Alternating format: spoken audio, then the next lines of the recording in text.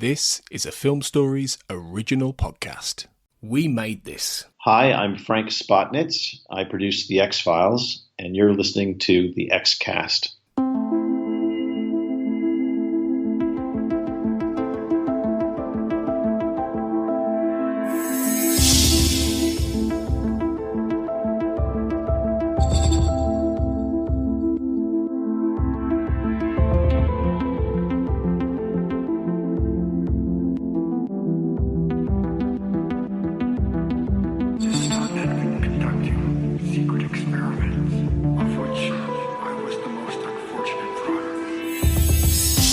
Welcome back, everybody, to the X-Cast. As ever, the truth is in here. I'm your host today, Carl Sweeney, and thank you very much for joining me for this Season 6 wrap-up episode. We've done all the main episodes for the season. We thought it was time to reflect on this interesting year for the X-Files, and joining me to do so are both of my co-showrunners. Kurt North, first of all. Hi, Kurt. Hello, sir. How are you? Very well, thank you. And Sarah Blair. Hi, Sarah. Howdy, howdy. It's good to be back with both of you, actually, because I know people will have heard at the start of April the announcement about the foulest minute, but what they don't know is that there's we don't normally go into the backstage drama of the X-Cast, but you both had a bit of a falling out after that, didn't you? So yeah, the foulest minute it's not going to happen, but thankfully you're back on speaking terms. So yeah, just about. It took a lot of brokering on my part, like tearful phone calls, anguished late night chats. Sarah, you got in touch with me occasionally as well. So, yeah, good to have you both here. Right, so, enough frivolity. Right, we're here to have a think about Season 6. We're going to go through what our listeners think from our mailbag in the Facebook group, and we're going to give our top 3 and bottom 3 episodes for the season. So, anything either of you want to say before we get going? I mean, I don't know about you guys. I've really enjoyed the podcasting I've done this year and listening to a lot of the podcasts. They've all been great, I think, so... I've really enjoyed them. I think one of the big differences that we've had, and we've had them before, is I've really enjoyed the ones where there's 3 people on them. And that's not necessarily us 3. There's like yourself, you both of yourselves and Tony. There's been myself, Katie, and Marlene, Sarah, and JJ. And there's been a lot of like that. And I've really enjoyed those conversations. I thought they've been really important, I think, just to kind of give a bit of a staple to what we do. And it's nice having that 3-way conversation. It's a bit different. So, yeah, I really enjoy it. Very, very well said, Kurt, I think. Yeah, no. Sarah, what are your thoughts, overriding thoughts from this season? I think it's been such a blast to be able to go through these episodes and hear your voices and a couple of different guests and everything. And Season 6 is just such a good season. It's my favorite season, probably. So it's been really fun to dig into these episodes and hear all the different opinions about them and go through and dig into the behind-the-scenes stuff. Kurt, you and Paige did such a great job with Triangle and all the extras. Just has been a real fun time. So I've really enjoyed the season a lot. Yeah, great stuff. I think without further ado, let's crack on and see what some of these folks said in the mailbag. And we'll start, Sarah, with somebody who very much agrees with you. Matt Latham said, "For me, it's my favourite season. It's got a good, strong through line of near serialisation for the first half this season. I also like how it balances the dramatic with a bigger sense of fun compared to earlier seasons. It ticked a lot of boxes in what I want from a TV show." So yeah, a man after your own heart, Sarah, I think there is our... Matt's a good man. Matt. Yeah, he's good people. Good people. Yeah, Chris Henry said, first of all, his top episodes were Field Trip, Biogenesis, and The Unnatural. His bottom episodes were Aguamala, Dreamland 2, and Dreamland 1. And he says, "A good series in my personal opinion. The amount of decent to good episodes well and truly outweigh the bad ones. Mythology was tired at this point, and they rightly put a stop to it. Biogenesis was a great way to end the season, to start a good trilogy that wasn't really taken forward."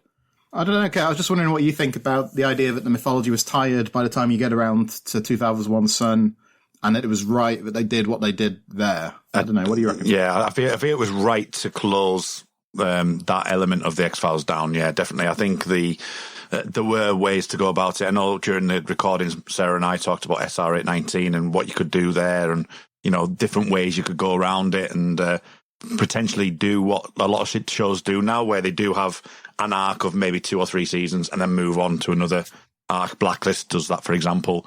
Although that's getting tired now in its 7th and 8th season. So yeah, I think it was right there. And as we spoke in, with biogenesis, and we'll look into the season 7 on how that portrays and goes forward. It was refreshing for biogenesis. I think it was about the right time, really. What do you reckon, Sarah? Because I know you're not the biggest mythology fan, but is it about this time where you get a bit fed up of the series, season 6? I'm not the series, but of the mythology. I do have a hard time with the mythology stuff after Redux, just because they sat together and that was it. Yeah, they had such a cool direction that they could have potentially gone with, and it just went somewhere else, and it gets really convoluted, I think. So, yeah, I'm not a big mythology fan anyway, you know that. So just give me some Skinner and I'm a happy girl. Skinner's in most of the mythology episodes. I know. I think that's why I have such a tough time paying attention to the mythology episodes, because the whole time I'm just like, Skinner, hello, what's he up to? And my brain just starts to like fizzle a little bit and smoke comes out of my ears. So it's hard to focus on those episodes. All right, let's move on with Renee Lariviere, or Lariviere, I'm not sure. Both of you guys just jump in if anything here catches your eye. So her top episodes were Field Trip, Triangle and Drive, and also How to Ghost Stole Christmas, and her bottom 3 episodes were The Beginning, Alpha, and One Son. She says that she did not enjoy Jealous Scully. #Jealous Scully, she's actually put. I agree. The inconsistency about where the characters were going romantically, the move to California. I enjoyed that they took chances and made the most out of California with episodes like Drive, and also that they didn't seem to take themselves too seriously. Michael Little says that his top 3 episodes were Field Trip, Tivernus, and Biogenesis. His bottom 3 were Rain King, Alpha, and Free of a Kind. And he says, it was a good season that unfortunately was the beginning of the end for the show. I have a ton of nostalgia for it, despite the fact the move to LA kind of killed the show in many ways. The most interesting thing about the 6th season for me is how the show addresses the fact that nothing ever really changes for Mulder and Scully on the X-Files. I would argue this is the last good season of the X-Files until season 11, actually. I don't know what do you guys think about that? I like season 7 and 8. I couldn't hand on heart call season 9 a good season. I do think there are good things in season 9. Season 10 is a tricky one. I'm not sure I could call that a good season, but I do find it fascinating. What do you guys think? Season 7 for me is an interesting one in itself, because I have this weird situation with season 7 where I know particular episodes and I'm not as au fait with a lot of the actual show itself. And that's not through like not watching them or anything like that. For some reason, I just don't really connect with season 7 as much as any of the others. You're right, season 9. I think season 9's got some great episodes in it. It's not a good coherent season. Season 8, I would argue, is a fantastic season for me. It's one of my favourite seasons. So, and then obviously, as he alludes to there, 11, is back to form as well. So, I would say season 8 personally. I know there's been some retort on that Facebook group about season 8 as well. So, that's where I stand on it. I think you'll enjoy podcasting about season 7. I think there'll be some stuff in season 7 you might like reevaluate. And oh yeah, I'm definitely thinking that. I watched Rush the other night actually, and that was interesting to watch that with more of a critical eye on it. It's I think it's just a season I don't go back to that often, other than things like Ex-Cops and things like that, which are outliers. But I don't generally go back to it very often. Yeah, I'm kind of in the same boat as Kurt. I've got my favorite season 7 episodes that I revisit frequently, and then other ones not so much. But I know a lot of people are not into Fight Club, but that's one that I don't love it, but I don't mind it as much as other people do. I think there's some funny moments in it and some decent characters. So, yeah, I'm looking forward to it, though, definitely, to cover that. Yeah, I like it a lot more, season 7, than I used to. So I'm looking forward to the next chapter for the X-Cast.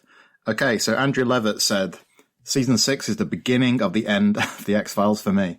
Gone is the damp, chilling atmosphere of the Vancouver locales that enhanced the horror of the stories, replaced with the dry, dull deserts of LA. That and the production quality is obviously lower, with the higher costs of producing in LA, meaning the show couldn't push the boundaries of television like it did in previous seasons. That's not to say there aren't adventurous episodes as Drive and Triangle prove, but these are exceptions to the rule. This really hampered the mid-season Mythology two-parter Two Fathers, One Son. which came across as far too didactic to make up for the lack of spectacle. Also, the first half of the season is overflowing with comedic episodes and X-Files light episodes. I love the comedic episodes in the previous seasons, but those from season 6 onward lack the same quality of writing and come across as silly rather than genuinely funny. This lighter touch permeated most episodes with little of the rich, textured depth from previous seasons, even in the best stories. This sounds like I hate season 6. I don't. It's definitely a shift away from the reasons I came to enjoy the show, prime amongst them quality storytelling, but there's still enough here to enjoy. And his top 3 were Milagro, Field Trip, Biogenesis, and his bottom 3 were Dreamland, Dreamland 2, and Alpha. It's interesting that we're getting that phrase, the beginning of the end, in both those last 2 messages, where, I mean, if you think about it, the end is still quite a long way away, actually, isn't it? So if it is the beginning of the end, it's quite a long, drawn-out It's back in season. It's back in season 5 because that was the end, and season 6 was the beginning. I don't know. I mean, I think I'm just wondering if it had stayed in Vancouver, would it have still continued on in the way it was and the way they were writing? Because there's only a certain amount of time that people will take things, which may start to repeat themselves. Season 6 gave them opportunity to refresh it, and I know that he's saying that he still likes it. I think I alluded to this in a couple of episodes, or maybe even the warm up to this season, that I always feel like season 6 feels more like a collection of songs rather than an actual season of television. It feels like the first half of it is very much like you've got your triangles and your drives, and they all feel like almost like a list of an album. And then it's only the second half when you start to feel back into kind of the swing of X-Files, and obviously season 7 and 8 have a weird situation with that as well. So I think it was a nice little fresh shot in the arm really for it. And I know it alienates people, but I don't think necessarily that's so much a bad thing, considering that if it stayed in Vancouver, and if David Duchovny was that tired and didn't really want to do it, would it have turned out worse? So I'm happy with what we've got. I quite like your description about it being like an album, almost like a concept album, isn't it? Where you could have Triangle, Dreamland, The Rain King, How the Ghost Stole Christmas. It's kind of like the Abbey Road medley. Yeah. What do you think, Sarah? The beginning of the end? Is that a bit too dramatic a term to put in it? I don't necessarily agree totally, but I mean, Kurt pretty much summed up everything. I just love how they had an opportunity to change things up a little bit and to go for different things and to be a little bit experimental, and that I think it's cool that they were established enough by this point to be able to do those things and break out of their traditional mold. I don't think that's a bad thing to do, to make things different. So I can understand where that sentiment could come from, but I don't think it's a slow roll downhill from there. I think season 7 holds up pretty solidly, and I know that so many people love season 8 that it's hard to say that there's not good stuff in there. It's just a little bit different, and I don't think different is necessarily bad.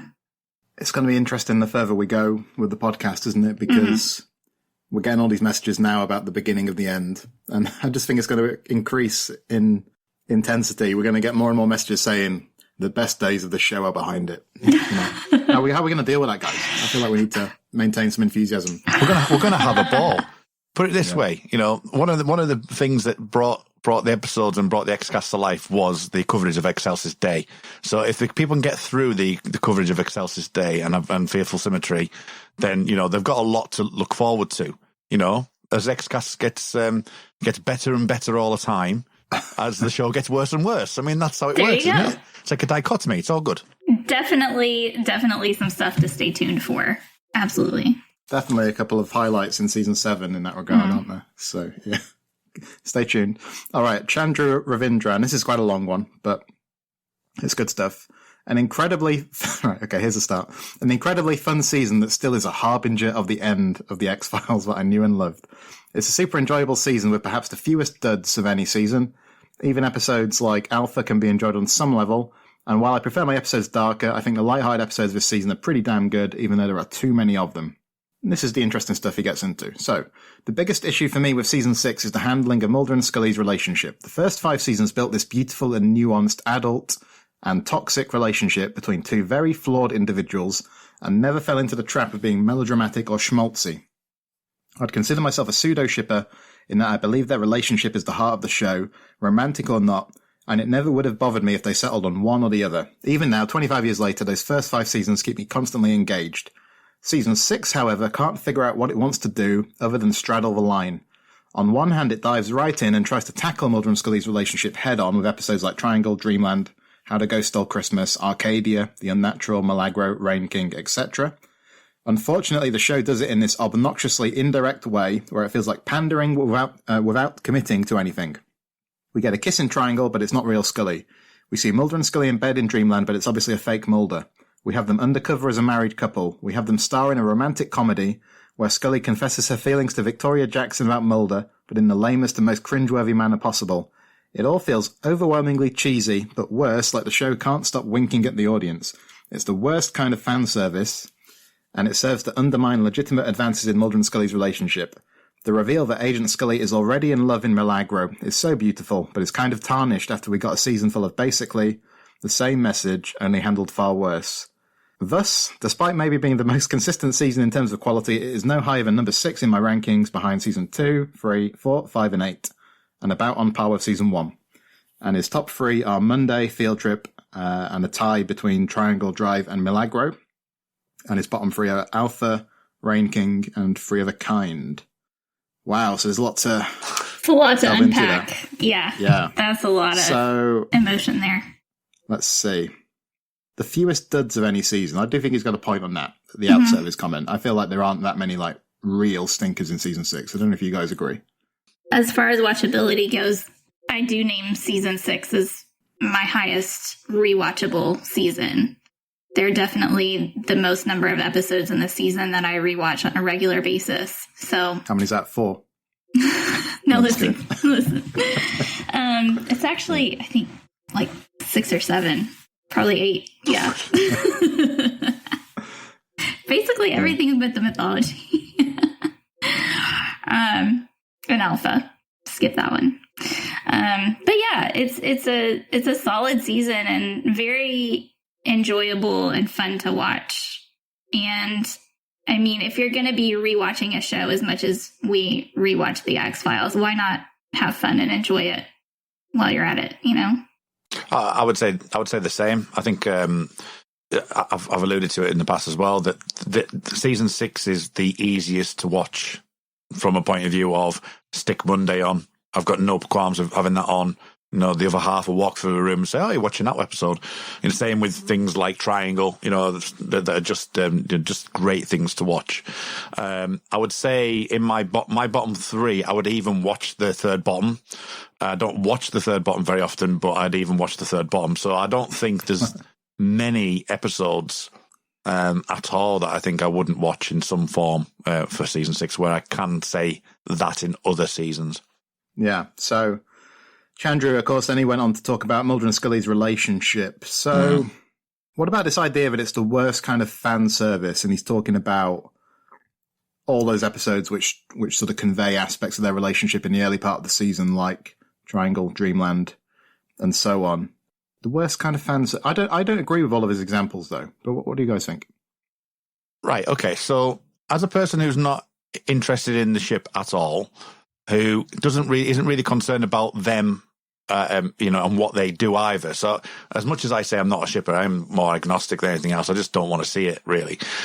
But the whole part of things like in Triangle is one of my favourite moments. The Rain King, I actually enjoy it. It's quite a nice, thing. I like the flirtation of Mulder in Arcadia. I absolutely adore that. So I think for me, who's not really, I think I'm not swayed either way. So I just enjoy it for what it is. People may be swayed other ways because of their preconceptions or the way that they feel about the characters, whereas I just find it as a bit of fun and enjoy them for what they are. What I have really enjoyed this season, listening and talking to people behind the scenes, i.e. Cathy, about that kind of, the kind of tightness behind, whether or not there is an issue between the two of them and things like that, that kind of feeling that she had, which is an interesting point of view. I've enjoyed that aspect of it. But from a personal opinion, from somebody who isn't that keen on the relationship as being on screen, I actually enjoy it the way we are on screen right now, and having a bit of fun with it, and having, even like Unnatural, for example, the moments in there at the beginning and the end of it is all really nice, I think. And I enjoy that. But I'm not, that's coming from a very agnostic point of view for me. Yeah. So let's see. Obnoxiously indirect, he says. Now, I don't have a problem with the kiss in Triangle. No. The fact that it's not real Scully, I think it fits the episode perfectly fine. I don't have a problem. I have some problems with Dreamland, but I don't have a problem with seeing Mulder and Scully in bed in that episode, when obviously it's Morris as Mulder. I like seeing them undercover as a married couple in Arcadia, like me and you discussed with Tony, Sarah. Mm-hmm. I think that's a very good episode. I think I do think he's got a point about the Rain King one, where Scully sort of confesses her feelings without actually saying it's about Mulder, but that scene, I do feel like that, the way that's presented, it almost should be more significant going forward than it appears to be. What do you think, Sarah? I think this is why we have fanfic. So, I mean, that's how we deal with it as fans. We let our feelings out and everything in the fanfic, and we either read it or rewrite it, or both. And this season is... Yeah, or neither. This season is definitely a season for fanfic, because I think there is so much going on between the lines, between what we see on the screen, and there's so many subtle things that happen on screen between Mulder and Scully, and it's just we gotta deal with it in whatever way we can, because this is what we get. So I'm gonna be grateful for all that we have, and fill in the blanks on my own, I guess. That's what headcanon is for. Okay, let's press on. We can come back to some of this maybe. But Christopher Pilbeam says that his top three are SR819, Triangle, and Arcadia, and his bottom episodes of the season are Alpha, The Rain King, and Aguamala. Not many people seem to like Alpha, do they? No. No. He says, this season is so brilliant, it was very difficult to choose a top three. I think that the season is consistently exciting and creative, and just because it's different to how it was before doesn't mean it's worse, kind of like I think what you were saying, Sarah. The move to LA allowed the show to grow and change and gave us wonderful high concept and meta stories that wouldn't have belonged in any other season. They didn't quite make my list, but Two Fathers, One Son far outstripped my expectations, and the Dreamlands were not as bad as everyone says they are. I don't think everyone says the Dreamlands are bad. It is notable that the Dreamlands have appeared in some bottom three episodes on these comments. Positively shocked. No, what I'm saying is I think plenty of people like those episodes. They're not in my bottom three, I can tell you that. I like the Dreamlands, but again, it goes to it might have been go to that analogy of an album. It might have been the fifth or sixth single released. It's not going to be for me in the top few best hits on that album, but it's there or thereabouts. It's enjoyable. It's in the top half for me. I quite enjoy it. I think it would be one of Sarah's top hits from the album. Definitely. Because it's got your favourite moment of the entire series, hasn't it? It does, and I'm counting it as one, so you guys are just going to have to deal with that. Sorry. It's like a double album. Yeah. It says to be continued, so that counts as one episode. Okay, fair that enough. depends on the rules that we're doing and what game we're playing. Yeah. Okay, so a few more. Tony Black says, it's a hugely fun year of The X-Files that appreciates the production realities of how the show has changed and leans into them, lightening the palette alongside the climate, and having fun with the confidence any show established as a TV phenomenon seasons in would do, and perhaps even more so. The first half is arguably more cohesive than the second, even if the back half contains perhaps the more challenging episodes, but while there are one or two clunkers, coughs, alpha, coughs, it's mostly a romp, a ride, and some of The X-Files' most innovative storytelling. And his top episodes were Divinus, Biogenesis, and Drive, and his bottom episodes were Alpha, Trevor, and Aguamala. Right, so I'll ask you, Carl, because I know you're a fan of the later part of the season. So He relates to that he feels that the strongest part is the first half, but the better moments are in the second. Would you agree with that, or would you think second half's? I know there's obviously Alpha, for example, if we're going to pull that one out, but what do you make to that comment? I think he's right that the first half is more cohesive, definitely. But I feel that the very best episode, I can't answer this without giving away my top episodes that I'm going to say later, but I think Sarah might have given away hers already. Yeah. My favourite episodes are in the second half, but I also agree that a couple of the weaker ones come after Two Fathers, One Son as well. I can take or leave the first half of the season, a lot of the stuff we've been talking about, the lighter episodes, but I think some of them are more successful than the more traditional episodes that we get later in the season, to be fair. So they're not necessarily to my tastes in a lot of ways, but I appreciate the attempt to do something different. So yeah. Nicole Wilson-Ripsom said, I very much enjoyed season 6. Field Trip and SR819 are both in my top 10 of the entire series. Drive is another standout. I also very, very much like most of the lighter episodes of the season. Aguamala, Arcadia, How to Go Steal Christmas, Free of a Kind, The Rain King, and Dreamland 1 and 2.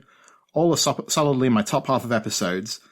The slivers of the unnatural that feature Mulder and Scully are some of their best interactions of the series, but the episode as a whole is one that I'm lukewarm to.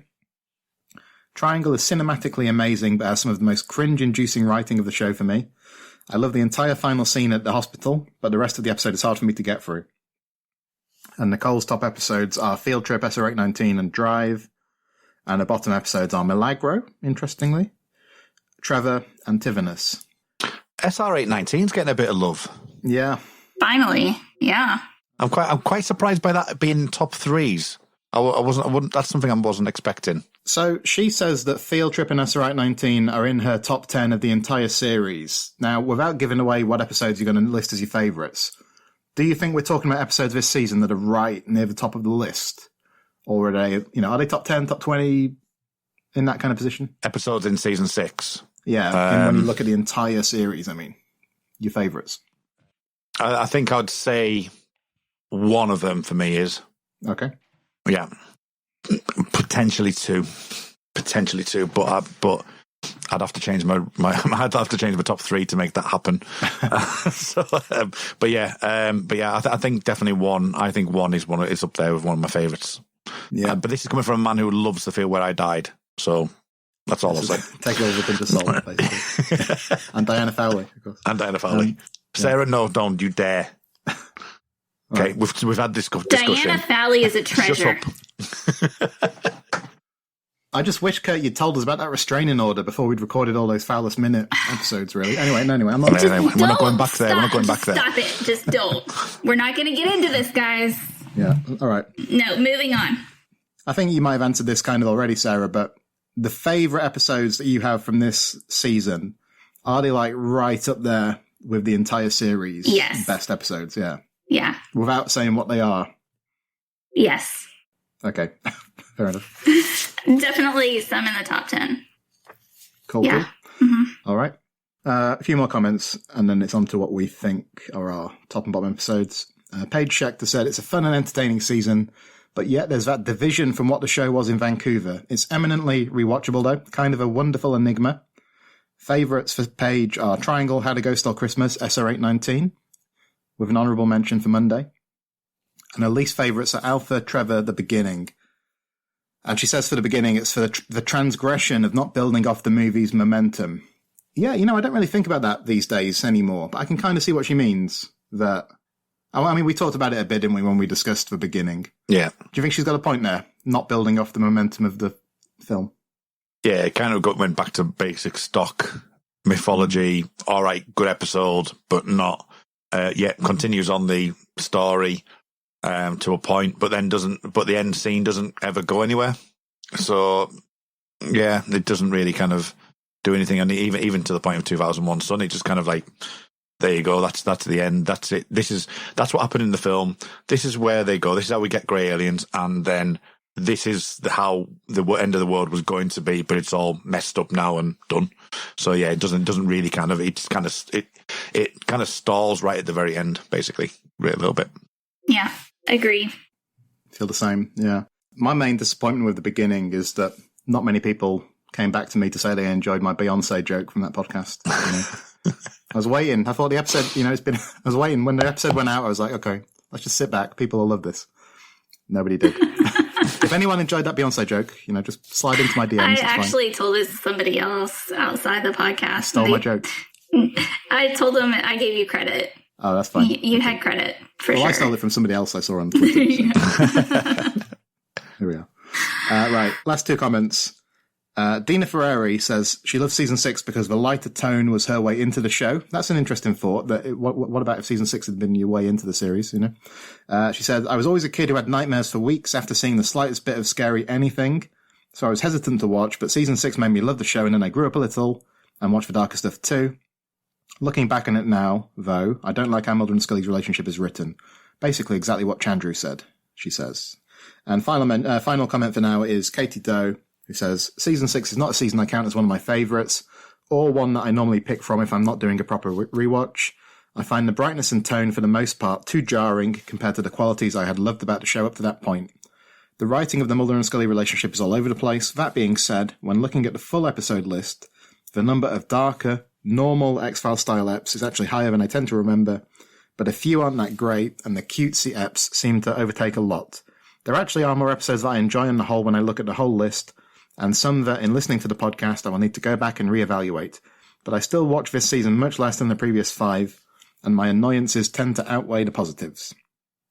And her top episodes are Tivinus, Monday, The Unnatural, with an honourable mention for SR819, and the bottom episodes are Aguamala, Alpha, Dreamland 1 and 2, with an honourable mention for The Rain King.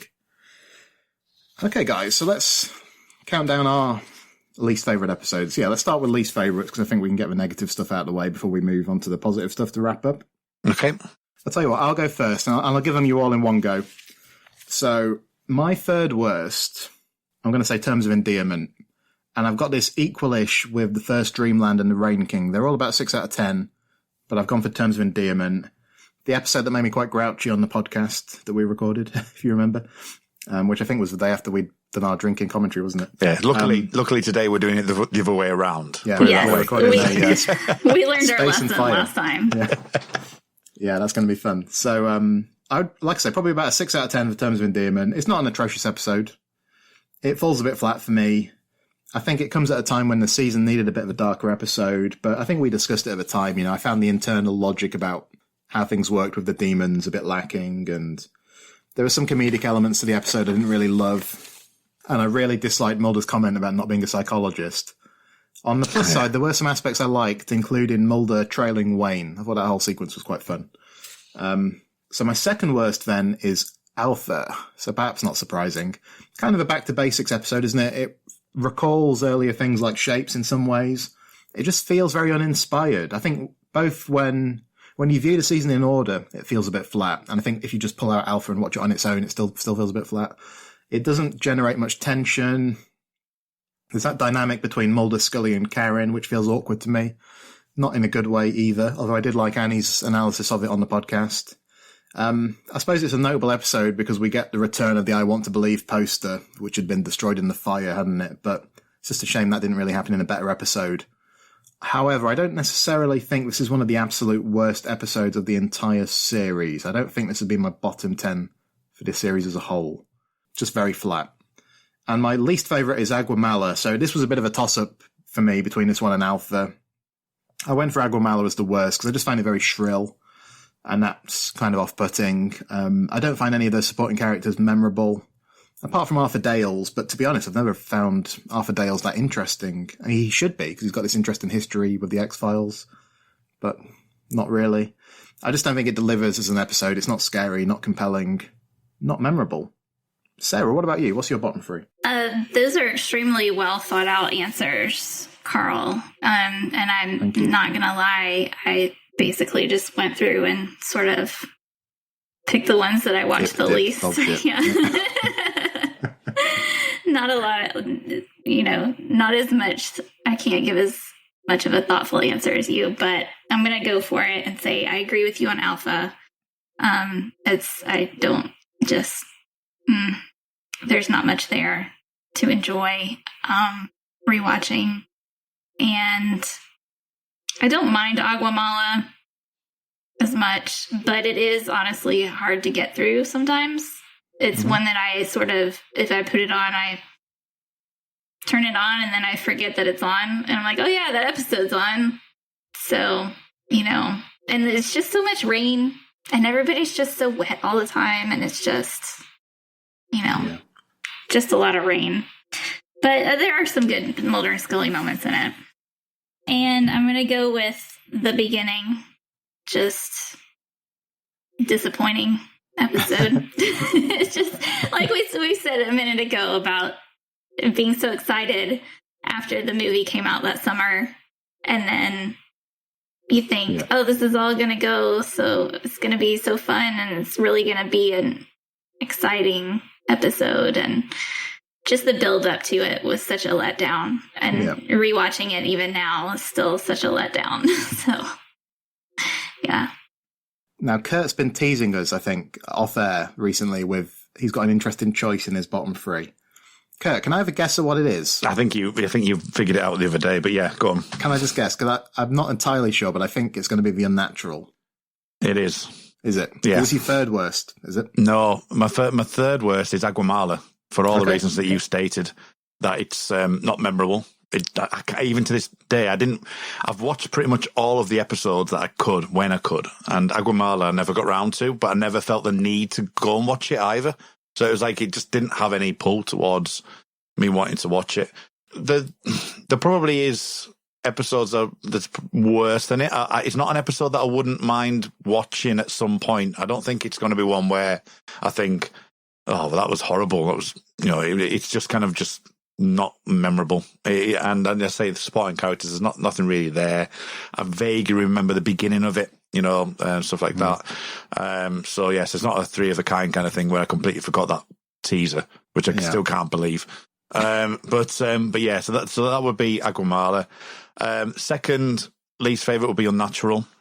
I said it on the Facebook post that I have a lot of respect for what David Duchovny was doing with it. I think it's, in theory, it's a really good episode, and I can't have anything to say bad towards it, to be honest. But it's just something that I just can't physically watch. I can't watch it all the way through.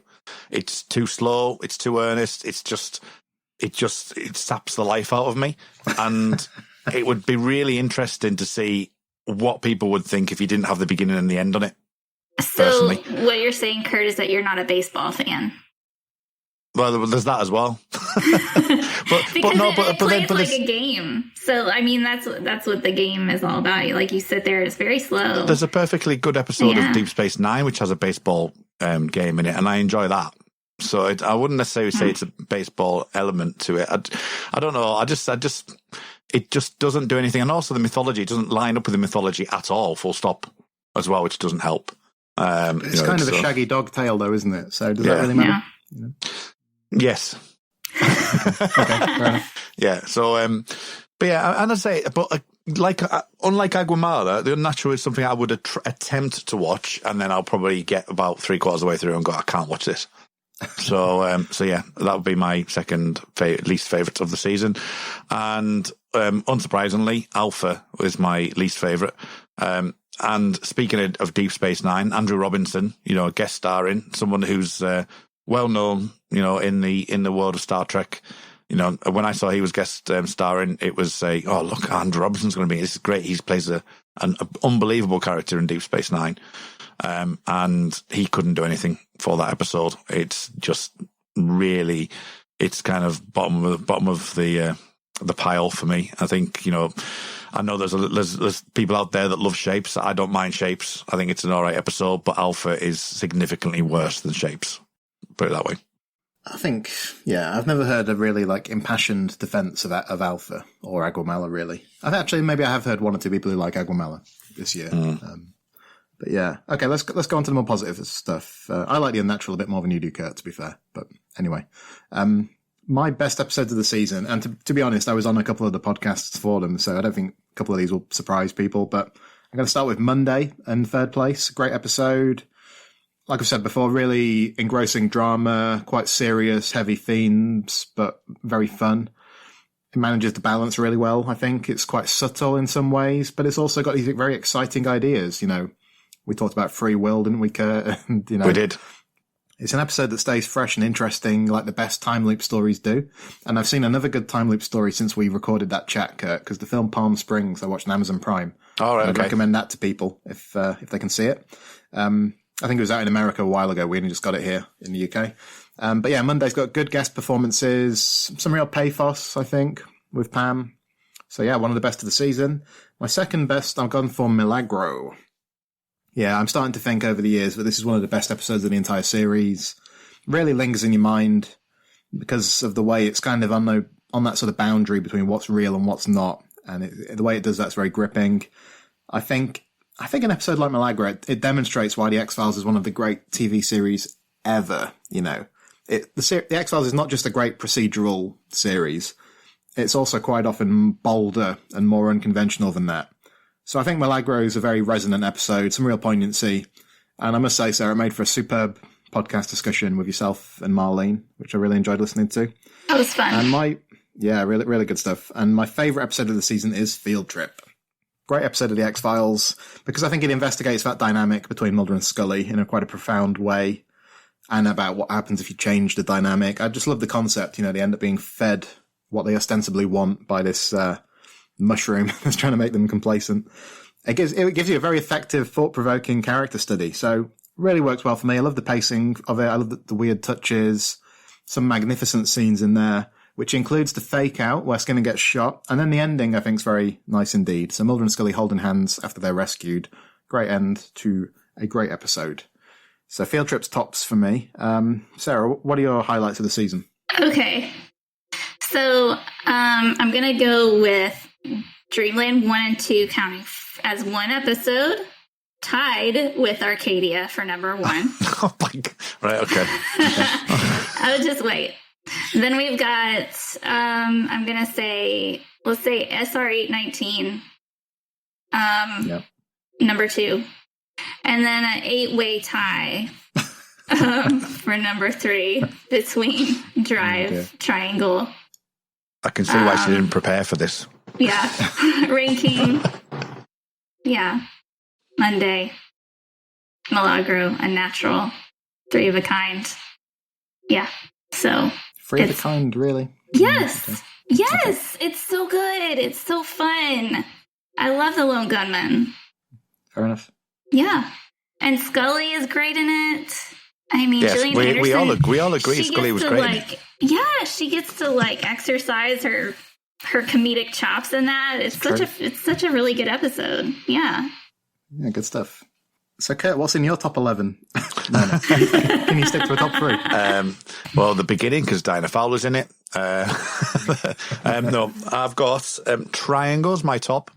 It's typical me. It's kind of a concept episode. Love those type of episodes.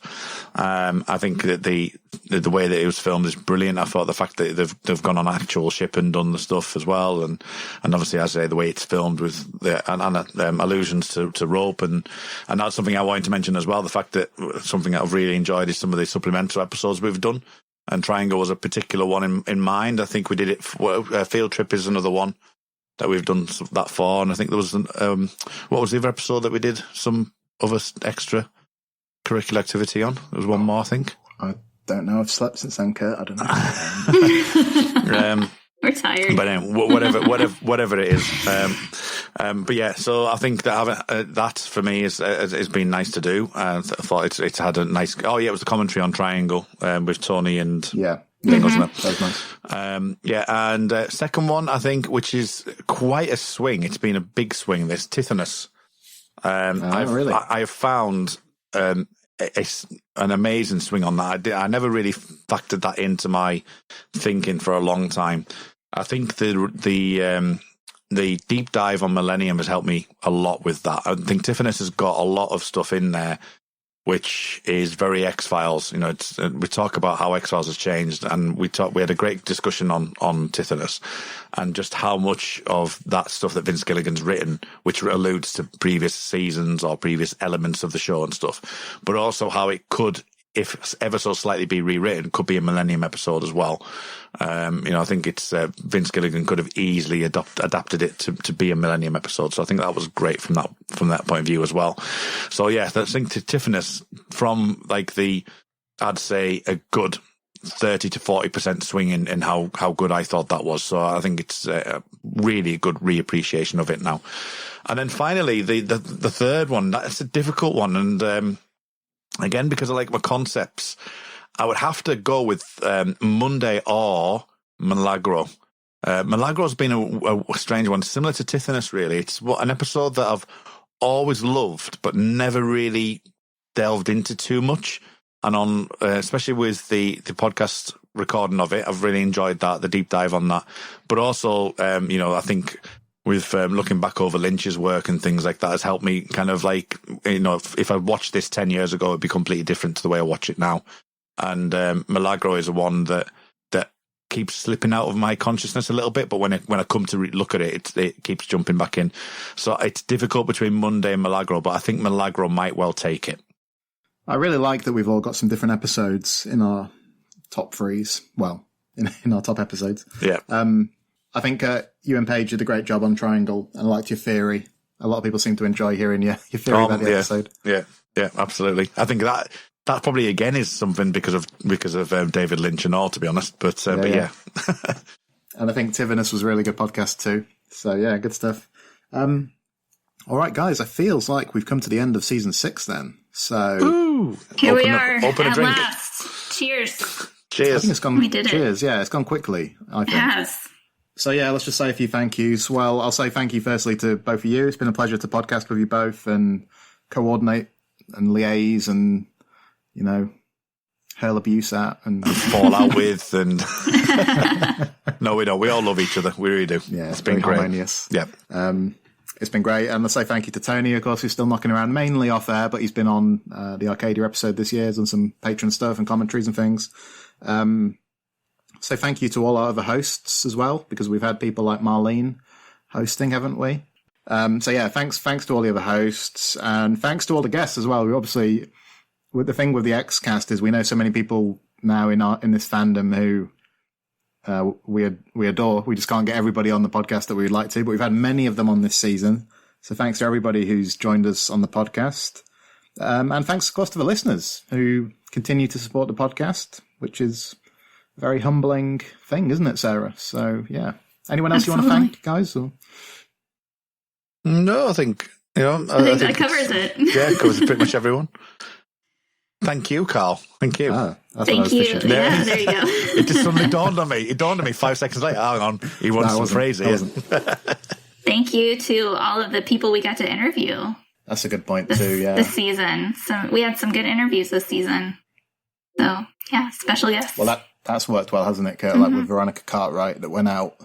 Yeah. Alongside Two Fathers, One Son, for instance, yeah. What a lovely woman she was. And I became great friends with the dog.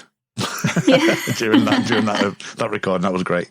And found out that she actually goes to a shop which I know the shop as well from up north as well. So there's a shop that her family used to own. So that was nice to find out. So small world, isn't it? It is. You realise as you get older. Well, Larry Musser, for example, a few seasons back, found out that his wife's from my county. So that was in itself interesting.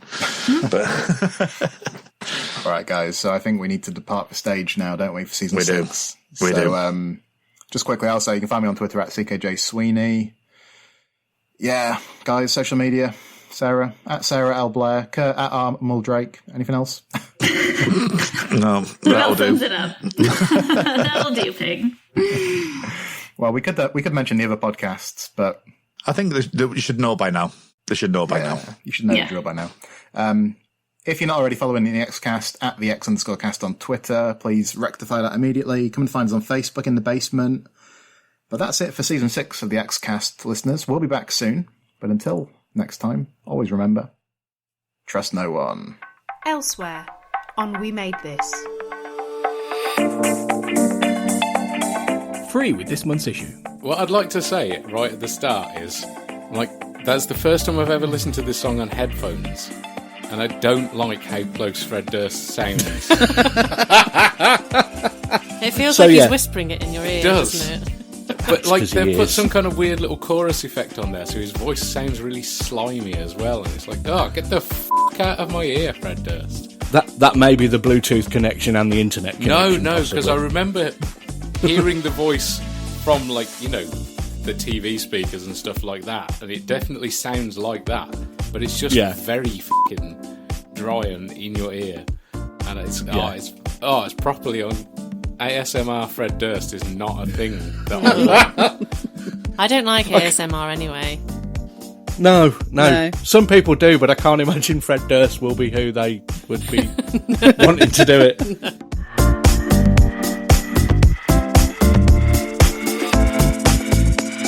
Life's milestones. So, my fascination with Americans and embalming, am I just being weird and obsessive, or is it still a massive deal?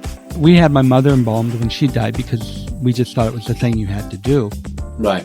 And usually embalming, if you're going to have an open casket, they have to be embalmed. Otherwise, they won't look so hot. And they won't smell very nice either. No, they would not. It would not be a pleasant experience for anyone. But if you're going to do that, I guess embalming is necessary. Yeah. And I don't like the idea. I mean, if I'm dead and you're drawing all my fluids out, then I'm definitely dead. So, it's like it is like taxidermy. I'm just on display for people to look at. I might as well be up on the wall.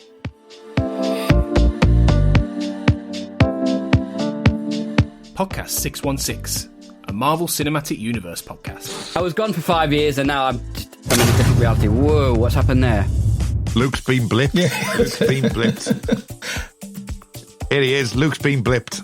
He's back again. So, Luke, it's been 5 years. I've got a few things to catch you up on. Yeah.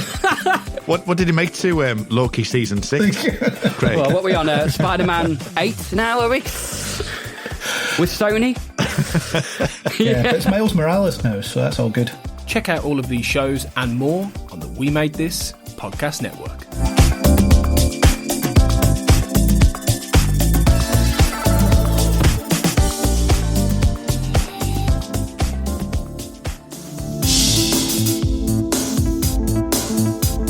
The X-Cast and X-Files podcast was created by Tony Black and is produced and hosted by Carl Sweeney, Sarah Blair and Kurt North. You can find the podcast on Twitter at the X_cast, on Facebook by typing in the X-Cast, and in our group, X-Files Basement, the X-Cast podcast fan group, and on Instagram at the X-Cast pod.